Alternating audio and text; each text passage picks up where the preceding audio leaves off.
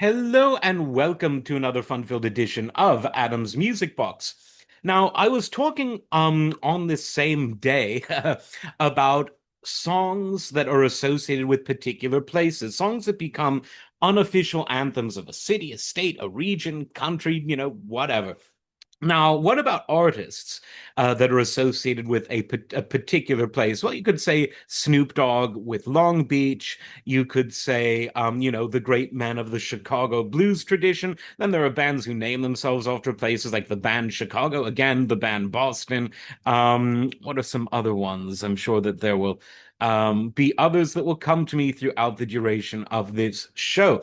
But when it comes to a vocalist that's so associated with one place, and a place that since the moment of its discovery was a place that was one of intrigue and beauty, I'm talking about Hawaii. And this is a place associated so indelibly with one singer in particular, and this is Don Ho, a man that, while on the one hand, he was sort of in that tradition of classic pop, which later evolved into easy listening, he was someone very unique in that he incorporated neo-Hawaiian sounds into his music, that particular slide guitar that is quintessential of that song, of that sound. And of course, his quintessential hit, Tiny Bubbles, has been an absolute fan favorite, one of those relaxing singles that is played over and over again throughout the years. But did you know that one of the most subtle but poignant anti war songs of the 1960s that had nothing to do with Hawaii was actually first recorded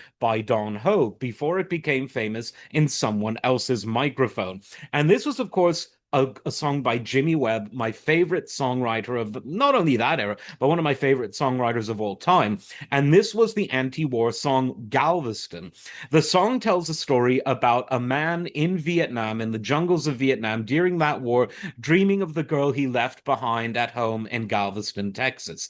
And the version, of course, that we all know and love, and that's become so popular over the years, is the one that was made famous by Glenn Campbell. But before Jimmy gave it to his good friend, or a man who would become his good friend, Glenn, it was in the hands, in the mouth of Don Ho. And his version is very interesting because the intonation, the arrangement, and even some of the lyrics are actually quite different than the Glenn Campbell version. It almost seems counterintuitive, but it's almost a more somber song than in the mouth of Glenn Campbell, where the anti-war message was kind of disguised between a very sort of traditional country pop arrangement. So Don Ho, while associated with one place and one particular musical style, actually debuted a single that went on to become, in someone else's microphone, one of the most important and best songs of that era. So definitely check out Don Ho's original version of Galveston. I think you will not be disappointed. As always, like, subscribe, and we'll see you next time. Take care.